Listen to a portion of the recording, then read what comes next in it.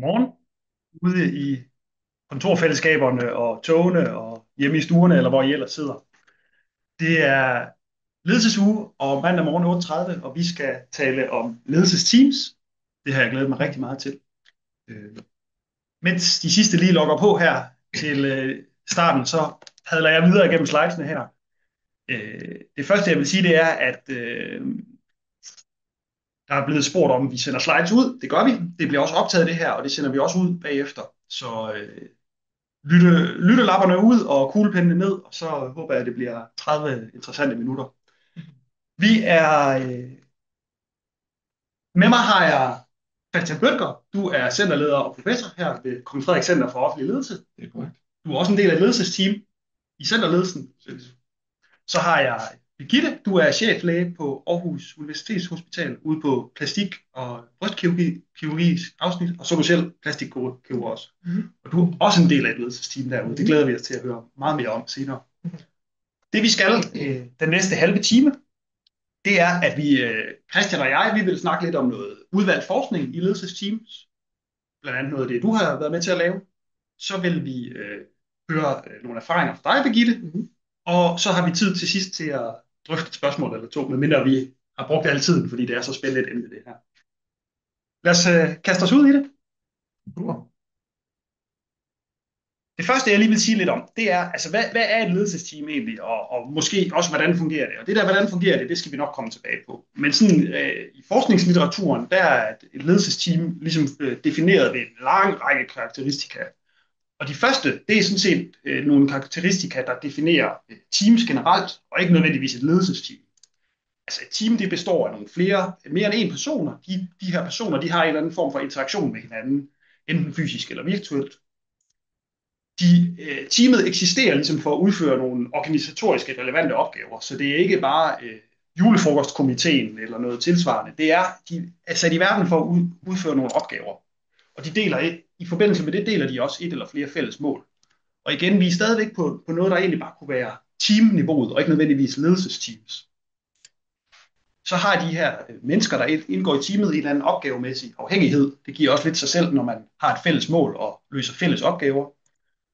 Og så opretholder eller administrerer teamet også nogle grænser, og det vil vi også komme lidt tilbage på, det her med betydning af organisering og det her. Og så er teamet i den forbindelse også indlejret i en eller anden organisatorisk kontekst. Det er selvfølgelig, der er nogle regler, der begrænser teamet, der er nogle strukturer, teamet kan ikke gøre, hvad det selv passer det. Igen, alt sammen noget, der gælder for teams generelt, men det, der så er særligt for ledelsesteams, er, at ledelsesteams især skaber værdi primært gennem andre, ligesom ledere også gør det. Så de løser ikke kun opgaver direkte, men skaber ligesom værdi gennem andre. Og så kommer de jo i enormt mange forskellige former og størrelser, og det vil vi også komme lidt ind på senere, er jeg sikker på. Men der kan være både alle mulige organiseringer op i organisationen og på tværs af organisationen osv. Så langt, så godt. Så kunne jeg godt tænke mig at starte med at spørge dig, Christian, om det negative ved Teams, var jeg ved at sige, men hvad kan gå galt? Altså, så som slidet her siger, hvilke faldgrupper kan der ligesom være, når vi arbejder med Teams? Altså, vi starter med den negative side. Ja, men der kan være en del. Altså man kan sige, på den måde er Teams jo heller ikke et nyt fænomen, og det er ledelsesteams heller ikke. Der er meget af den her tænkning, der går tilbage til både 70'erne og 80'erne, så jeg er sikker på, at der er mange organisationer, som har erfaringer med det her med at have teams og arbejde i ledelsesteams, og ved også, hvor svært det kan være, og måske også, at vi taler om, at vi er et team, men arbejder vi egentlig som et team. Så det er et godt sted at sige det der med, nogen har måske næsten en reservation over for det her med at arbejde med teams, eller hvad kan de egentlig, de der teams? Og det allerførste, man kan sige, det er, jamen noget, som man mærker, hvis man skal arbejde i et team, og man virkelig skal mene det team, det er, at det kræver tid. Altså, når man har et team, så kræver det tid til møder, til dialog, til opfølgning, til afstemning. Så det der med at have en accept og en viden om, at man skal faktisk investere noget tid i det her. Det er nemmere på papiret at lede alene. Jeg hørte engang et ordsprog, som sagde, at hvis du går alene, så kan du gå hurtigt, men hvis du går flere, så kan du gå langt. Og det er lidt den forståelse, der er nødt til at ligge i det her med, at du kan hurtigt gå alene, så du kan hurtigt komme til at træffe nogle beslutninger, men hvis du skal fungere som et team, ja, så kræver det en investering i at gå lidt langsommere, med det sigte at komme længere, hvis man skal bruge det billede. Den anden ting, det er det her med, når man er et reelt team, du sagde det her med at være i gensidig afhængighed og have komplementaritet og dele. Altså det velfungerende team er jo et, hvor man tør at give ansvar fra sig til nogle andre. Men det betyder også, at hvis du løser den opgave, og jeg løser den her opgave, så bliver jeg afhængig af, hvordan du løser din opgave, og at jeg kan have en accept af, at du gør det. Og i en tid, hvor vi taler om ledelsesteams, som både går på tværs af fag og erfaring og niveauer og forståelser, så det her det er ikke bare noget, der kommer helt af sig selv. Det er simpelthen kernen i at kunne fungere, og hvis ikke man kan det, så kommer teamet ikke til reelt at fungere, fordi så trækker man ansvaret tilbage til sig selv. Så faldgruben er, at kommer man reelt over til det delte ansvar. Og det er så den sidste, det er også, at det man kan se ved mange teams, det er, at det er ikke nemt. Altså det er relationer, der er i de her teams. Det er mennesker, du sagde også, det er social interaktion, og der er et stort potentiale for konflikt i det her. Fordi hvis jeg skal være afhængig af dig, og vi skal afstemme det løbende, så kan der godt opstå misforståelser, konflikter om de her uenigheder. Så det er også en vigtig ting at sige om det her. Ja, og netop det der med konflikter og uenigheder, og hvordan man har det med hinanden i teamet, Ja. det ved jeg, og det også fylder noget, og det har du lavet noget forskning, som er udgivet for nylig. Ja. Vil du ikke sige lidt om det, når vi nu skifter til det lidt mere positive, Jo, lad os gøre det. i stedet for at fokusere på det negative? Jo, fordi man kan sige også, altså meget af det, vi taler om i det her, det er, jamen, de her ledelsesteams er på mange måder måske mere aktuelt, end de nogensinde har været. Altså vi har talt om teams i mange år, men der er også et fokus på, dels at opgaverne bliver mere komplekse, både fordi organisationerne bliver større, og vi har sådan set også en større forventning til, at teams kan løse noget mere sammenhængende, end I bare løser jeres opgave, og I løser jeres opgave. Og så kan vi også se, at ledelse kan nogle gange være en ensom tilværelse. Så der er nogle ting i det her med, hvordan og for hvem kan teamsene være med til at skabe værdi. Og det helt overordnede, vi kan se, det er ligesom du sagde, at et ledelsesteam er egentlig bare en almindelig form for et team, er, at ligesom alle andre teams, så en vigtig forudsætning for teamet, det er sådan set ikke det form alene, det er, hvordan det fungerer, og hvordan det arbejder. Og 3 ting, vi kan se der, det er, har man en oplevelse af et fælles formål i teamet? Oplever man egentlig, at vi skal noget fælles her? Det er udgangspunktet. Det andet, det er, oplever vi, at alle i teamet har en stemme? Kan alle komme til ord nogenlunde ligeværdigt? Og så den tredje faktor, det er, giver vi hinanden en form for social støtte. Og det her, det betyder ikke bare ren harmoni og enighed. Altså det her, det kan lyde som sådan et grønt paradis. Det er sådan set også, altså det der med at have en stemme og give social støtte, er også ind i en uenighed. Så det kan der sagtens ligge nede i det her, eller i hvert fald, hvor man kritisk udfordrer hinanden. Men vi kan se, at de 3 faktorer, de er ret vigtige, så hvis vi kigger på ledelsesteams, så har lederne det bedre, når de har de 3 faktorer på plads. De tager også mere fælles ansvar. Og så den vigtigste ting, synes jeg, det er, at vi kan se, at i teams, der får man simpelthen produceret mere ledelse ud af organisationen, eller ud af teamet, undskyld.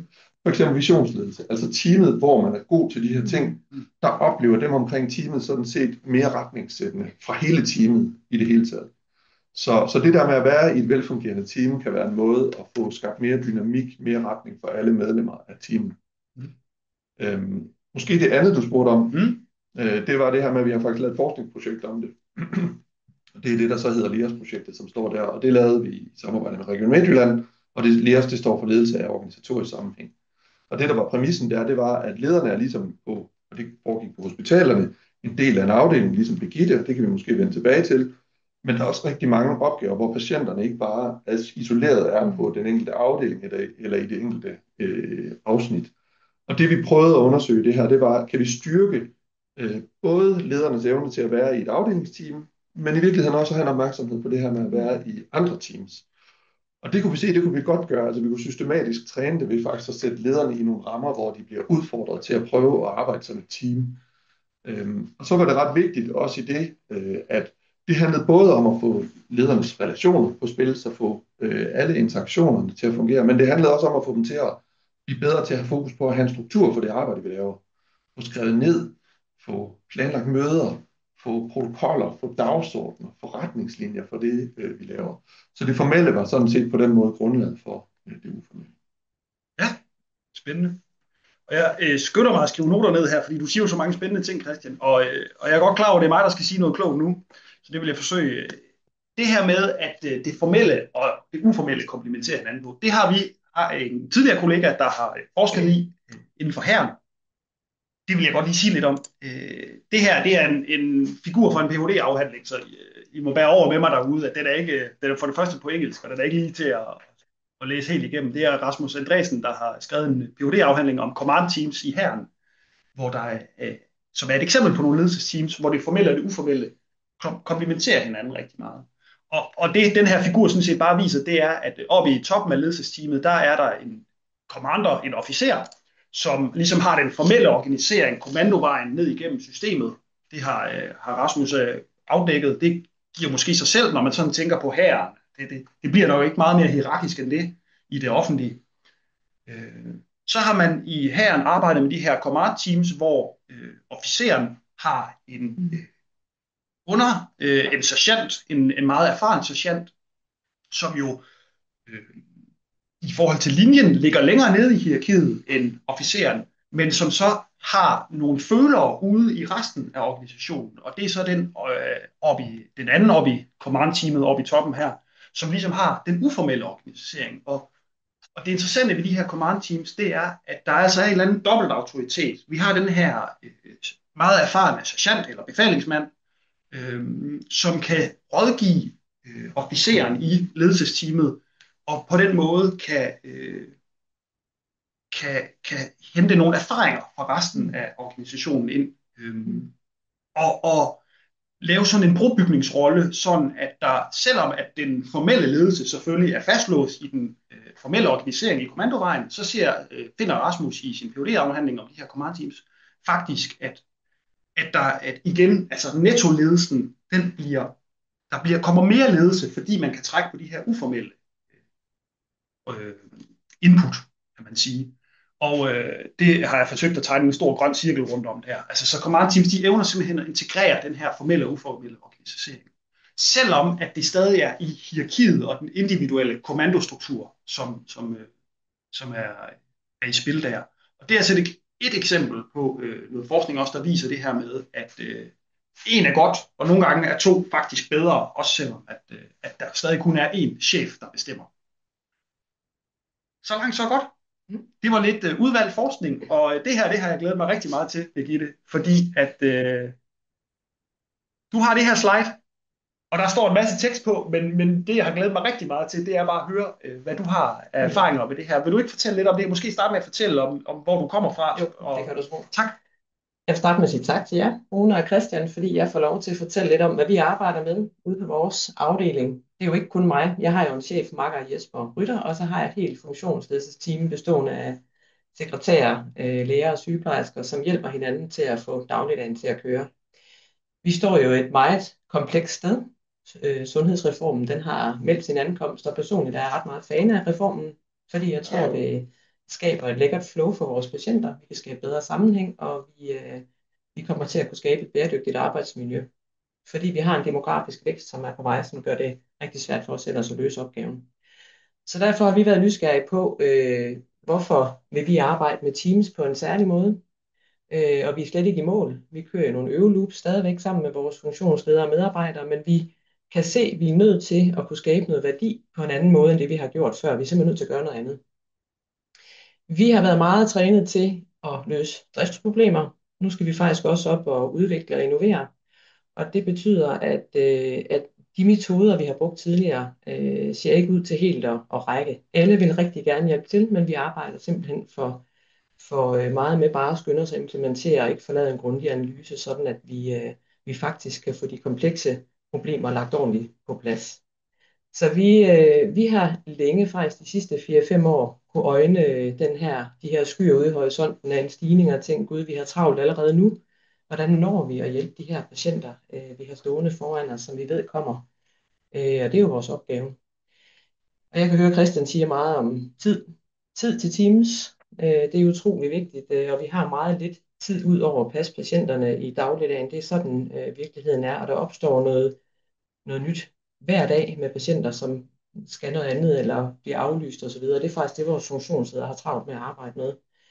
Så vi har været i gang med at kigge på faktisk en organisering i Teams. Og det er noget med at have et nyt sprog for øh, hvordan vi som ledere, men også med medarbejderne. Vi har cirka 100 medarbejdere, de skal alle sammen på dæk. Vi er nødt til at hjælpe hinanden, de skal også i teams. De skal også have det som en del af deres arbejdsdag at udvikle, for ellers så kan vi simpelthen ikke løse opgaven.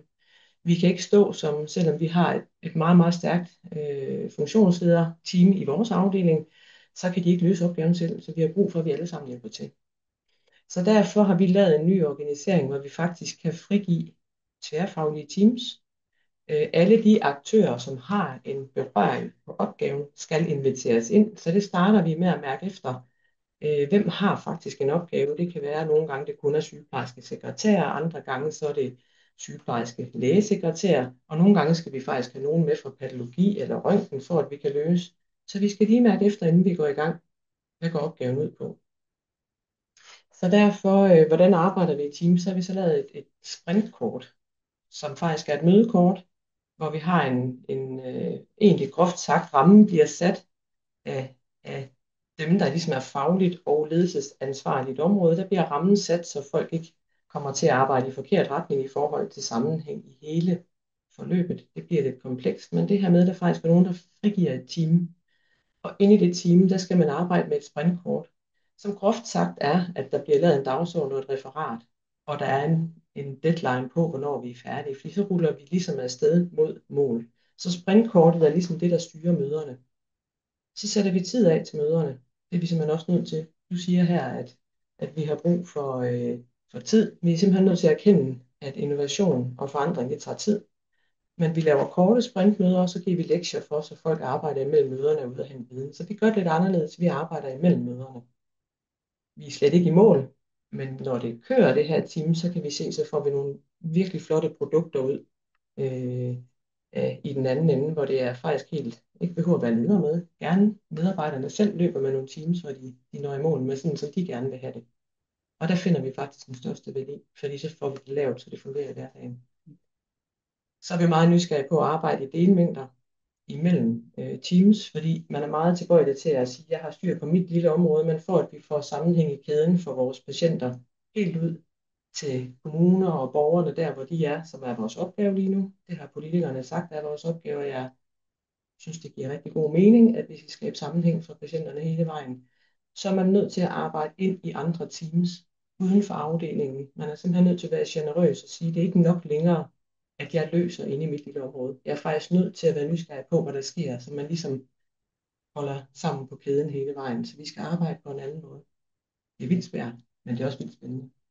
Og det, der er svært, det er jo, hvor vi har nogle funktionsledere, som kan sidde i teams, eller nogle medarbejdere og tænke, puha, jeg skal operere, eller min vagtplan. Så er det her med at ture og sætte farten ned og lave dybdeanalyse, inden vi for alvor begynder at samle ideen. Det gør bare, at vi får løst helt ud i kanterne, så den passer ind, både for sekretæren, sygeplejersken og lægen, og så også for patienten. Så det er vildt vigtigt at arbejde i nogle andre dimensioner. Og hvordan det her, altså nu du kommer fra bryst- og plastikkirurgien, og du siger selv, at I har tit tværfaglighed ind i de andre afsnit og så videre. Og, sådan. Og Christian, han nævnte det her med de fælles forståelser, som noget, der var virkelig væsentligt. Ja. Og du var inde på det også selv. Bliver det aldrig udfordrende? Altså kan man aldrig sidde i et team og tænke, de andre derovre, de forstår ikke, hvad vores opgave er, eller vi forstår ikke, hvad deres opgave er, eller hvor man på den måde, hvor der kommer det der potentiale for konflikt ind, som Christian var inde på? Det er et super godt spørgsmål, og det er faktisk noget, som Jesper, min chefsygeplejerske makker og jeg, vi har arbejdet med i vores ledelsesgrundlag, som vores personale har fået. Det er, at vi skal som udgangspunkt gerne vil samarbejde med de andre, så vi skal møde positivt op og være nysgerrige på, hvad der sker over på den anden banehalvdel. Vi har 18 samarbejdende afdelinger, for at vores patienter kan køre igennem, og så har vi også kommuner og genoptræningssteder, vi har almen praksis, vi har utrolig mange samarbejdspartnere, og vi kan jo ikke løse opgaven alene. Så det der med at være nysgerrig på hinanden, men måske allermest nysgerrig på den anden banehalvdel, det er faktisk det, vi prøver at huske på, for man kan godt lige tænke, her kunne de andre bare, men tit så har man jo også noget selv, man skal flytte på. Så der er meget nysgerrighed på, hvordan vi kan lykkes sammen i det her. Det er en kæmpe opgave. Må jeg spørge en anden ting, fordi en anden ting, jeg tænkte på, det er, at på hospitalet, der er det jo, altså nogle gange, så er jeg faktisk så driller lidt sundhedsvæsenet og siger, at det eneste mere hierarkiske sted i Danmark end forsvaret, det er faktisk det er sundhedsvæsenet. Om det er helt rigtigt, det er et godt spørgsmål, men det betyder, at Jeg tænker, altså du nævner også, Jesper, I er ligesom et afdelingsledelsesteams, og I har egentlig også medarbejdere eller funktionsledere, som er på et niveau under jer.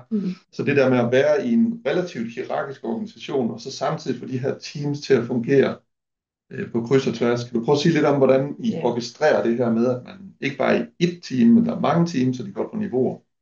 Altså for det første kan vi kun nå i mål med den kæmpe forandring, vi står i, hvis vi har mange teams i gang. Og så har vi vil gerne frigive vores ledelse. Vi vil gerne give mandat. Det er utrolig vigtigt, at vi bliver ved med igen og igen at sige, nogle gange så er 80% også godt nok. Det kan også være en god løsning. Vi er nødt til at gå med idéer og give vores personaler lov til at øve sig.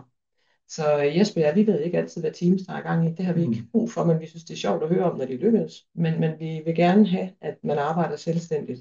Og medarbejderne må også gerne, det prøver vi også at sige til vores funktionsleder, prøve at lade medarbejderne gå med en opgave.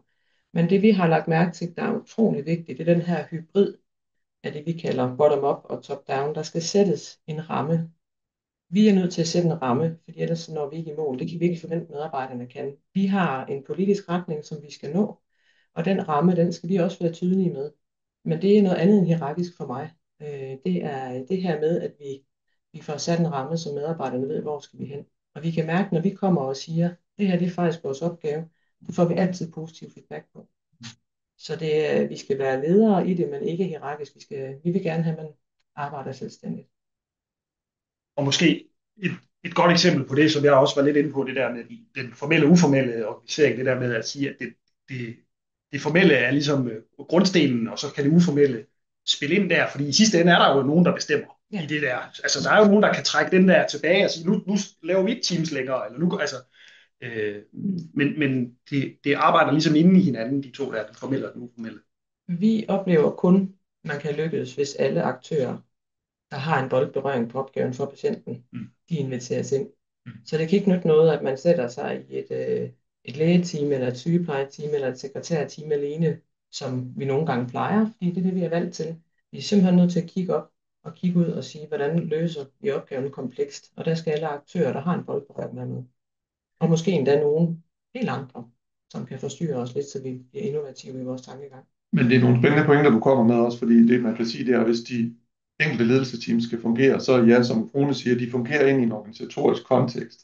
Så der er nogen, der har et ansvar i den sidste ende, men teamet er nødt til også at fungere på de præmisser, hvor det kan agere med en vis fleksibilitet. Så det der med at have en retningssættende ledelse, som skaber rum, det er ret spændende at høre om. Og hvis vi udvider det lidt, så har vi noget, der hedder stationære grupper, hvor lederne, de fagansvarlige, faktisk sørger for at sætte rammen til de her teams, der frigives til medarbejderne. Men det er lidt hvis man er nysgerrig, kan man komme og høre om det hos os. Men det er faktisk det, der holder sammen i, at afdelingen hænger sammen på tværs. For ellers så kan der være risiko for, at man arbejder hulter til bulter. Det er også bare for at sige, at det kræver mange steder en ny måde at tænke ledelse på i det hele taget. Det tænker vi. Del, I er ude på. Lad os åbne op ud for dem derude. Ja, cirka 300, der kigger med, og der er allerede kommet et par spørgsmål ind. Så I kan bruge chatten til at stille nogle spørgsmål, hvis I har lyst derude, og det er kun os, der kan se de her spørgsmål. Ja, der er allerede kommet et ind, som jeg godt kunne tænke mig, måske I begge to, var lidt inde på det her med interne miljø i teamet, og spørgsmålet går måske i virkeligheden mest til dig, Birgitte, men fordi spørgsmålet er, hvordan har I arbejdet med loyalitet i ledergruppen? Altså det her med, at man er loyal over for hinanden, og det tænker jeg, at det i høj grad hænger sammen med det her. Absolut. Kan du sige lidt om det måske? Jamen jeg kan sige, da vi startede tankegangen omkring, hvordan organisere os, fordi vi havde, nu siger jeg noget rigtig provokerende, men vi havde ingen organisering hidtil. Vi mødtes med kaffe, og så gik vi i gang. Nu har jeg været leder i godt og vel 6-7 år, og jeg kunne mærke, at vi blev tit lidt frustrerede. Så vi startede faktisk med nogle temadage, både for medarbejdere og for funktionsledere. Og så er der jo noget udskiftning undervejs, så det skal man også lige tænke over, hvordan holder man retning samtidig med, at vi er meget omskiftelige i alle ledelseslag og medarbejdere også. Men vi har haft flere temadage. Vi har jo haft en, blandt andet også fra Christian, har været ude og inspirere os, så det, vi stjæler man æg og klør der, hvor der er folk med gode idéer. Så vi har faktisk prøvet at involvere medarbejderne, så de kom faktisk selv fra deres gruppearbejder og workshops. Vi havde en fra regionen, der kørte nogle workshops for os. Kom selv med svar på, hvad det var, de gerne ville. Så de ville gerne arbejde i teams, de ville gerne arbejde tværfagligt. Vi har en meget et meget en ung afdeling, som i den grad skubber til, de gerne vil med ud på rejsen her. Så man skal også være nysgerrig på, hvad kommer der af gode ting fra dem, der lige er klikket fra universiteter og så videre. De lærer meget omkring teamsamarbejde og er dygtige til det. Så det her med at starte med at involvere alle og spørge, hvad er det egentlig, I gerne vil? Det har i hvert fald været en hjælp for os. Og der har vi efterhånden haft 3 heldags temadage for hele afdelingen, som hvert år går i den her retning. Og i år har vi haft om sundhedsreformen, så det passer ind i det. For ligesom at starte arbejdet med den her organiseringsform op. Ja, og blive ved med at øve sprog og loops og så videre. Vi forandrer os lige så stille, for det er jo en dynamisk proces at være leder nu. Og det vil det være formentlig langt ud i fremtiden. Præcis, og det er et spørgsmål omkring, nu handler det jo specifikt om loyalitet for mig at se også, altså det er jo vigtigt, at man tænker det her i en proces, og det er noget, man skal ikke bare investere tid i, men også tid over et stykke tid.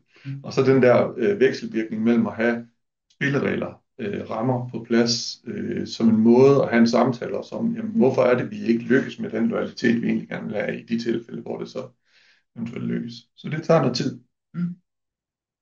Der er kommet et rigtig godt spørgsmål, som jeg godt vil fremhæve, som handler om det her med, at en leder, der tit oplever det her med, at der kan være for lidt eller for meget overlap i de mennesker, som så indgår i et ledelsesteam. Altså igen det her med, enten så sidder man faktisk lidt på skødet af hinanden og løser de samme opgaver, og så går man langsommere for at vende tilbage til den metafor, du brugte i starten, ikke? Eller det her med, at man er for langt fra hinanden, og så ved man egentlig ikke. Altså så det her med at finde det rigtige overlap i, du siger det lidt, Birgitte, som om, at så spørger vi alle, der kunne have en interesse i det her, og så finder vi ud af det, der er bedst for patienten. Men det må være svært i praksis at finde det der, hvornår skal man lige involvere den 7. eller 8. person? Eller? Jeg tror, at det vi arbejder meget med, det er, at der skal være en kompetence til stede i teams, og det er uanset faglighed, men man kan godt lige putte en dygtig sygeplejerske ind, man ved sådan har overblik over, hvad teamet skal arbejde hen imod. Så man skal sikre, at der er en kompetence til stede, som ligesom kan holde facilitering og holde retning i forhold til, hvor vi skal hen. Så det er ret vigtigt bare lige at vide, hvad team sætter man. Men også samtidig sørge for at få de helt unge involveret, for de kommer med nogle helt spontane idéer. Og vi har jo også unge mennesker ude hos os, som vi kan høre, de vil gerne hjælpe til. De siger det alle sammen i alle faggrupper, de vil gerne hjælpe til. Så det skal vi selvfølgelig, vi skal udløse potentialer, og vi skal give dem plads til at få lov til at skabe deres arbejdsplads. Så det kan godt være, at jeg snakker lidt ved siden af, men det der med præcis, hvordan agerer teamet, inden det skal man have meget fokus på, hvordan arbejder man i teamet. Facilitering, og er det en meget stor opgave, som måske også koster mange penge, kan det godt være, at teamet bare er funktionsledere. Eller også afdelingsledelsen med og funktionsledere, hvis de siger, puha, det er godt nok en stor opgave. Så det her med lige at mærke efter, hvad er opgaven, og hvad går den ud på. Så en gang imellem er Jesper og jeg er også nødt til at træde med i noget, fordi det simpelthen er nyt for alle. Men som udgangspunkt, så skal vi kun med i de situationer, hvor funktionslederne tænker, at vi skal med. Altså man kan sige, at det teoretiske svar på spørgsmålet er nemmere end det praktiske, fordi det teoretiske handler i princippet om komplementaritet, at det velfungerende team er et, hvor man egentlig får udsondret opgaverne, så komplementerer hinanden, så hvert enkelt teammedlem tilfører i princippet noget nyt, ikke? Og det er jo den test, man skal lave på, hvordan man organiserer teamet. Hvornår skal der nye kræfter til? Ja, det er, når der er nogen, der kan tilføre teamet noget nyt. Og det praktiske svar på det der, det er jo bare meget, meget sværere, fordi det er noget med den der løbende justering af, hvordan teamet passer til den opgave, de sidder med lige nu. Vi har kun 1 minut tilbage, og der vælter ind med spørgsmål, så jeg går helt i panik. Men jeg kunne godt lige tænke mig en lille, måske ikke afklaring, men bare lige sådan det her med, at I både har jeres lederteams, og så har I de stationære teams, og I har flere. Kan du sige ganske kort, Birgitte, til sidst her, det her med, altså hvem er dit lederteam, og så hvilke andre lederteams har I der nedad? Fordi det kommer der nogle spørgsmål på det her med, og nu bliver der måske nævnt er der nogle medarbejdere indover, og hvad er det så et lederteam, og det kan du sige ganske kort om det? Der er en afdelingsledelse, og det er Jesper og jeg, som han er sygeplejerske, jeg er læge. Og der kører jeg jo med, at vi også kan have en professor, som vi forventer at få en dag. Og I er et lederteam? Vi er et lederteam. Ja. Så har vi et funktionsledelseslag, som består af sekretær, sygeplejersker og læger. Og der heldigvis er vi ved at have hele holdet på plads. Lærerne er kommet op på beatet efter overenskomst 21 og bidrager i stor stil. Så nu begynder vi at kunne snakke hele vejen rundt om patienten. Det giver mega god mening, og det skaber en masse energi. Det er stadigvæk svært, fordi alle de her funktionsledere har den daglige drift, så den største udfordring, det er tiden, som du faktisk startede det her seminar med. Tiden.